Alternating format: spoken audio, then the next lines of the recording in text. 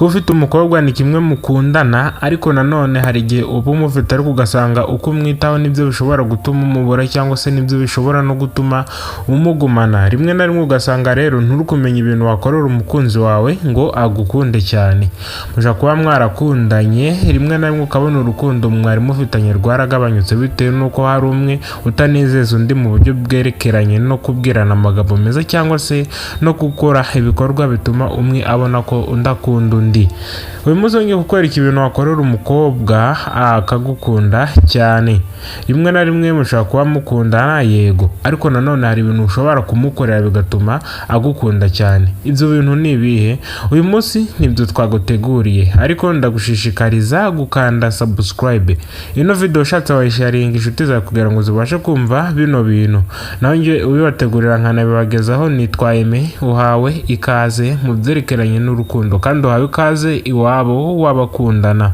Ikintu cya mbere ugomba gukorera uwo mukobwa cyangwa se uwo mukunzi wawe kugira ngo agukunde cyane, icishe bugufi.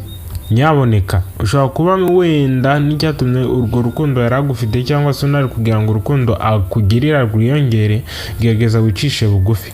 Kwicisha bugufi mvuga nanone ntabwo ari kwa kwicisha bugufi kumeze nk'uko inkoko aho rimwe na rimwe akubwira ngo kora iki ukagikora, rimwe na rimwe ugasanga nyine icyo kintu ntabwo kiri kuguhesha agaciro.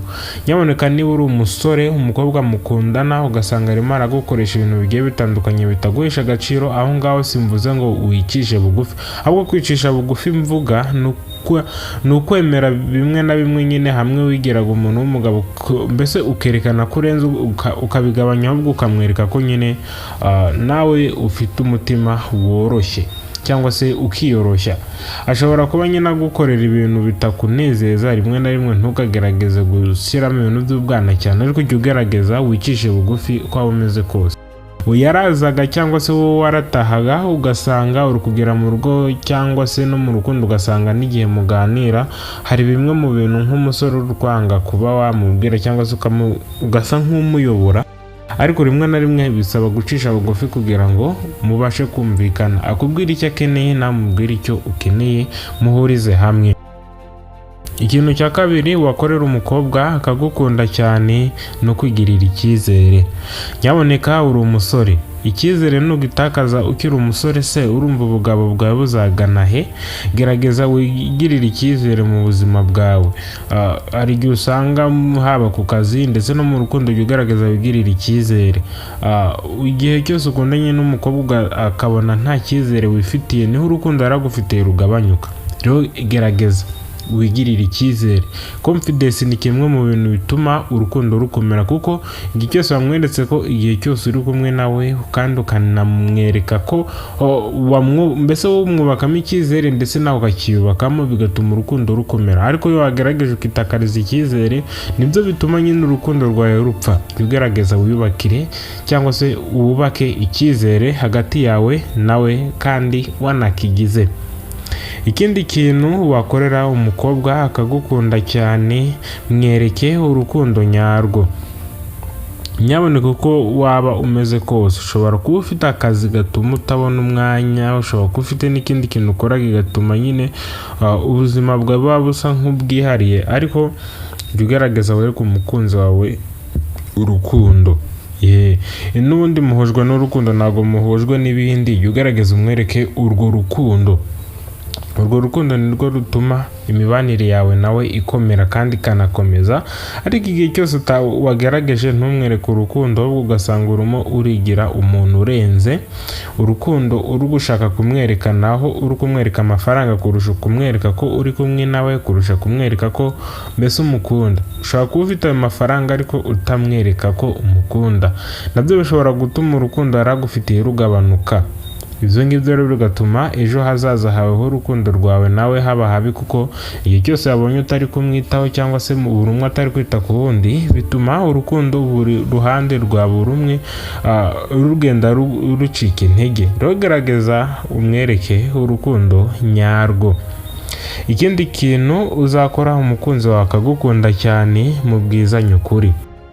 Kubwizanya ukuri ni kimwe mu bintu bituma urukundo rukomera, kuko nanone kubwizanya ukuri mvuga ntabwo ari nka kwa kundi kw'abagore usanga umukobwa atuka undi kugira ngo abandi babone nyine ko amubwije ukuri, ariko kubwiza umuntu ukuri ntabwo ari nk'uko nguko mu byerekeranye n'abakundana si ngombwa ngo umubwize ukuri umutuka, ahubwo kumubwiza ukuri niba wakoze ikosa ukamubwira uti iri kosa narikoze byatewe n'iki, mbese ugaca bugufi ukamwereka ko uri kumwe nawe kandi ukamwereka ko wakosheje kugira ngo amakosa yanyu abashe kuba mbese yagabanuka, ahubwo umubano mwiza ugakomera.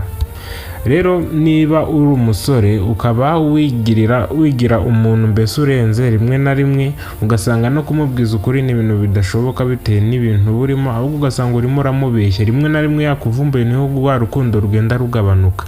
Rero kugira urwongere ukora icyo bise kuvugisha ukuri kugira ngo byose bibashe kuba byajya ku murongo.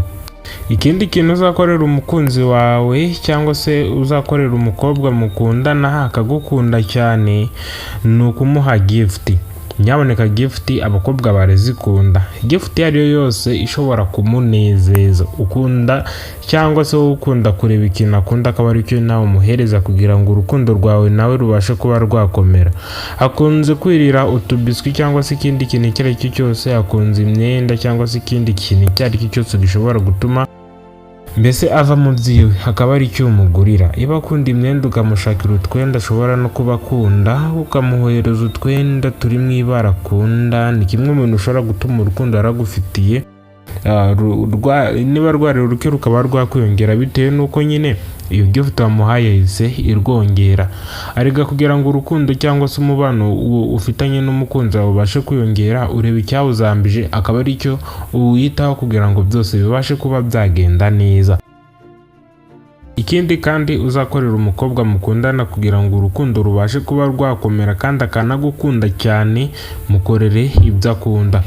Nkuko twatuvuze haruguru nyine kumuha gift, aho ngaho ufokasinga ku kintu akunda, ariko nanone kumukorera ikintu akunda. Akunda umuntu umubwira ko amukunda, akunda umuntu umukundira abiwe, akunda ibindi bintu bigiye bitandukanye. Gerageza ubimushakire.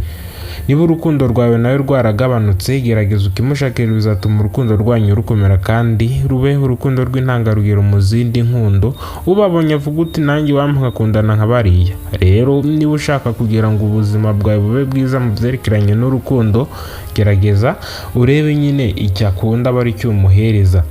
Niba waramubabaje, gerageza umubabazure. Ibyo ngibyo rero bizatuma urukundo yagufitiye rukomera kandi rube urukundo rw'intangarugero. Ikindi kintu wakorera umukobwa akagukunda cyane, muhe umwanya mwiganirire.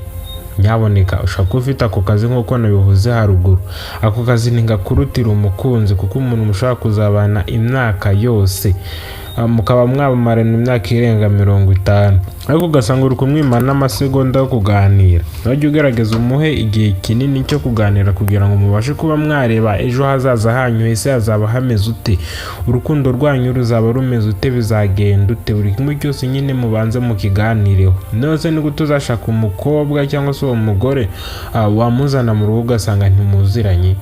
Ibyo ngibyo rero mujye mubasha kuganira, mumenye ngo birerekeza he, biragana he, birava he, birarya he. Ikindi kintu uzakorera umukobwa akagukunda cyane, sengera urukundo rwanyu. Nyaboneka ibintu byose biri mu Imana iragenda ikabiha umugisha kandi bikazamuka. Niba byari byaragoye nk'ibere bigahita bizamuka, ese ni gute wowe wananirwa gusengera urukundo rwanyu? Igihe cyose wasengera urukundo rwanyu Imana ibijyamo, kandi nta na rimwe Imana yagiye mu bintu ngo binanirwe gukunda. Ugerageza rero usengera urukundo rwanyu kandi unakora ibyiza, kuko gusengera urukundo uri umunyabyaha ni kimwe, ariko nanone ibyo byaha Imana ishobora kukubabarira ibyo byaha wenda wakoze, ariko ntabwo izigera igukora kuri iyo ngeso igihe utagize ubushake. Nabwo uzagira ubushake igukore kuri iyo ngeso. Rero gerageza no mu rukundo usengera urukundo rwanyu kandi unarujyemo, wirinde kujarajara. Ikindi kintu uzakorera umukobwa akagukunda cyane, mukunde bya nyabyo. Arega kubwira umuntu ngo uramukunda ntabwo ari cyo kimwe kimwereka cyangwa se ngo kinamubwire ko umukunda bya nyabyo, arega no kumwereka ko umukunda. Ni kimwe mu bintu bituma urukundo rukomera. Ikindi kandi kizatuma urukundo rukomera ni ukumuha umwanya. Nyamuneka nk'uko twabivuze haruguru, ariko nanone kumuha umwanya wawe wose. Simvuze ngo kumuha umwanya wawe wose igihe wakaba uri mu kazi uri kuganira nawe, ariko nyine ujye ugerageza urebe ese uyu mwanya ngiye kumuha urunguri urukundo rwanyu.